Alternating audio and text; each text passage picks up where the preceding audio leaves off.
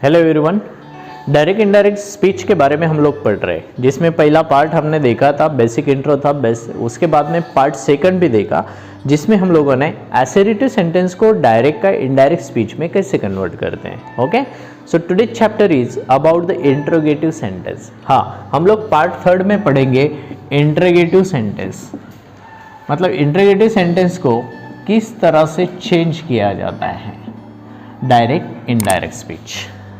Interrogative sentence होता क्या है इसके बारे में तो ऑलरेडी मैंने एक स्पेशल वीडियो बनाया था, आप लोग वो देख सकते हैं। इंट्रोगेटिव सेंटेंस में डायरेक्ट इनडायरेक्ट स्पीच का कन्वर्ट करते समय हमें क्या क्या लिखना जरूरी है। एक, सबसे पहले अगर वहाँ पे सेड है तो उसको आस्क में कन्वर्ट करो, ठीक है, आस्क में कन्वर्ट करो। अगर सेड के बाद में टू है, सेड टू है, तो फिर भी उसको आस्क में ही कन्वर्ट करो, दैट्स ऑल। कंजक्शन यूज करना है। कंजक्शन का मतलब आप अच्छी तरह से समझ पाओगे। कंजक्शन मतलब सेंटेंस को जोड़ना है। हाँ, यहाँ पे सेंटेंस को जोड़ने के लिए इफ या वेदर का यूज किया जाता है। ओके, रही बात पंक्चुएशन मार्क्स की, मतलब ऐसा कौन सा मार्क आता है जिससे हम लोग समझ पाएंगे कि पंक्चुएशन मार्क्स है, तो वो कौन सा होता है? Question mark. इसे हमें रिमूव करना है, क्वेश्चन मार्क्स को रिमूव करना है, अंडरस्टैंड। तो इस तरह से बनता है सेड का आस्क में कन्वर्ट करो। अभी आस्क में क्यों करें, आप अच्छी तरह से जानते हो। अगर कोई सिंपल स्टेटमेंट है तो वो बोला जाता है, लेकिन क्वेश्चन हमेशा पूछा जाता है, तो आस्क का मतलब होता है पूछना, अंडरस्टैंड। सेड का मतलब होता है बोलना, फिर आस्क का मतलब होता है पूछना।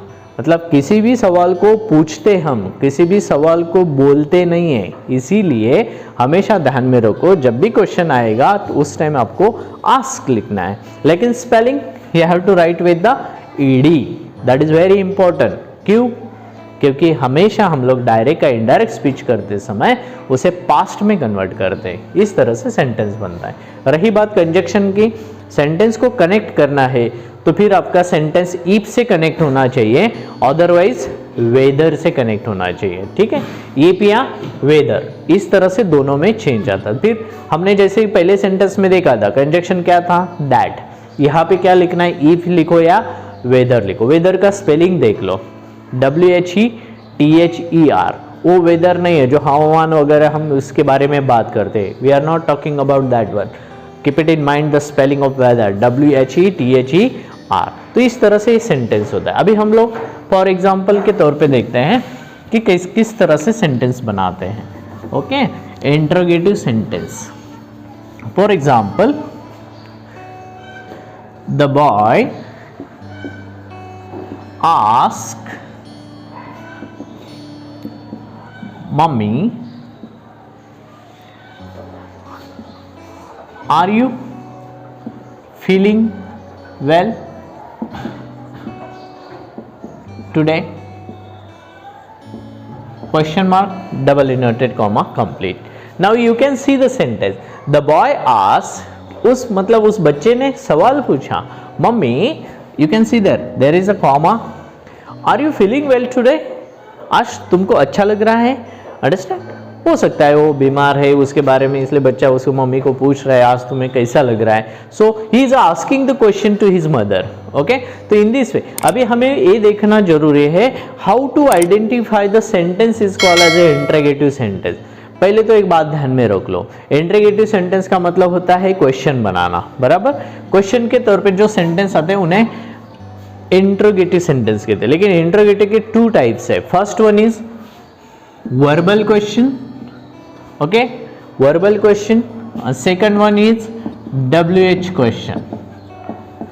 हम लोग ये दोनों में से पहले सिर्फ वर्बल क्वेश्चन के बारे में बात कर रहे हैं, कीप इट इन माइंड। आज के चैप्टर में हम लोग पढ़ेंगे सिर्फ वर्बल क्वेश्चन को। वर्बल क्वेश्चन कौन से होते हैं इसके बारे में भी मैंने सेपरेट वीडियो बनाया था, आप वो देख सकते हो। वर्बल क्वेश्चन होता है those question started with verbs. Which are the verbs?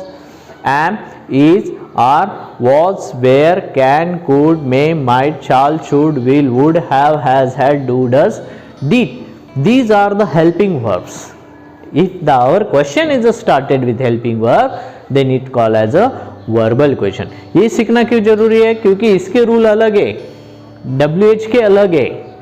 WH को अलग तरीके से बनाना पड़ता है, वर्बल को अलग तरीके से बनाना पड़ता है। इसीलिए आज के चैप्टर में हम लोग सिर्फ वर्बल क्वेश्चन के बारे में पढ़ेंगे, ठीक है। तो जो भी रूल्स है वो सिर्फ वर्बल क्वेश्चन के हैं। फिर अभी एक क्वेश्चन है, कैसे देखे तो आप देख सकते हो, at the end of the sentence there is question mark which help us to recognise the sentence. Okay, question mark है मतलब क्वेश्चन है, कौन सा क्वेश्चन है? तो you can see there sentence is started with are. Are है मतलब क्या हो गया? वर्बल क्वेश्चन, ठीक है। फिर इसके रूल क्या है? एक, कौन बोला? द बॉय, उसको पहले लिखना है द बॉय। आस्क को जैसे कि वैसे लिखना है, okay. And ask he is talking with his mother, mummy is there, okay. तो किससे पूछा? उसकी मदर को पूछा। तो फिर हम लोग यहाँ पे क्या बोलेंगे? His mother. देखो किस तरह से आया, the boy ask his mother, उसने अपनी माँ को पूछा कि, अभी सेंटेंस कनेक्ट करना है, ये दैट से कनेक्ट नहीं होता है, एक तो इफ से वे कनेक्ट करो या वेदर से कनेक्ट करो, दोनों में से कौन सा भी वर्ड आप लिख सकते हो, दोनों की लिखने की जरूरत नहीं है। सिंपल है, इफ को ध्यान में रखते हो तो बहुत अच्छी बात है, अगर वेदर भी लिख सकते हो तो नो प्रॉब्लम, ओके। अभी हमें करना क्या है? सबसे important, you have to pay attention clearly. यहाँ पे आप देख सकते हो, आर यू फीलिंग वेल। ये जो क्वेश्चन बना है ना, ये जो क्वेश्चन बना है, इसको सिंपल में पहले कन्वर्ट करना पड़ेगा। आर यू का क्या करना पड़ेगा? You are. I would like to write down here, are you का सिंपल क्या होता है? You are feeling well, okay. अभी ये सिंपल हो गया, इसका क्वेश्चन का पहले क्या बना लो? Simple sentence. अगर आपने नहीं किया तो क्या हो जाएगा? फिर से क्वेश्चन बन जाएगा, अंडरस्टैंड? क्योंकि उसने तो पूछा, लेकिन क्वेश्चन फिर से क्वेश्चन बन जाएगा। तो क्वेश्चन को पहले क्या करो? सिंपल में कन्वर्ट करो। कितना सिंपल है कन्वर्ट करने के लिए? वर्ब जो आगे था उसको पीछे लेके जाओ, सब्जेक्ट को आगे लाओ। आर यू का होता है यू आर। इज इट का क्या होगा? It is. वॉज ही का क्या होगा? ही वॉज होगा। तो इस तरह से चेंज करना है, ओके। हाँ, अभी हम लोग क्या करेंगे? इसको लेकर चेंज करेंगे सेंटेंस में, इसको नहीं, अंडरस्टैंड? मतलब इसको देखना है। पहले यहाँ पे कौन सा वर्ड है? यू।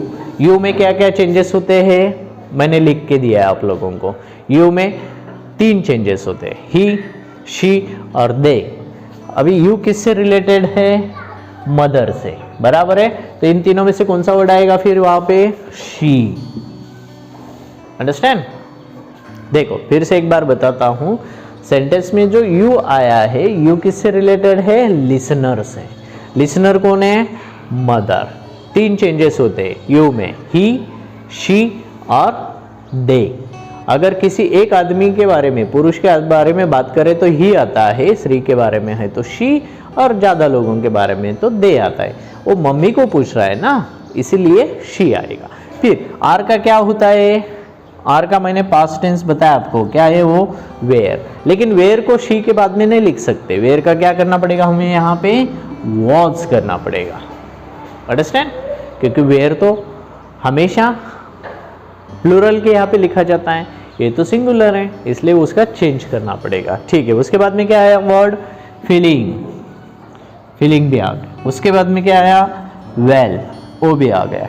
उसके बाद में जो एक वर्ड बचा है, कौन सा? टुडे। टुडे का हम लोग चेंज करते हैं that day, and question mark को निकाल दो, हो गया सेंटेंस। तो इस तरह से सेंटेंस बनता है। The boy ask his mother if she was feeling well that day, okay.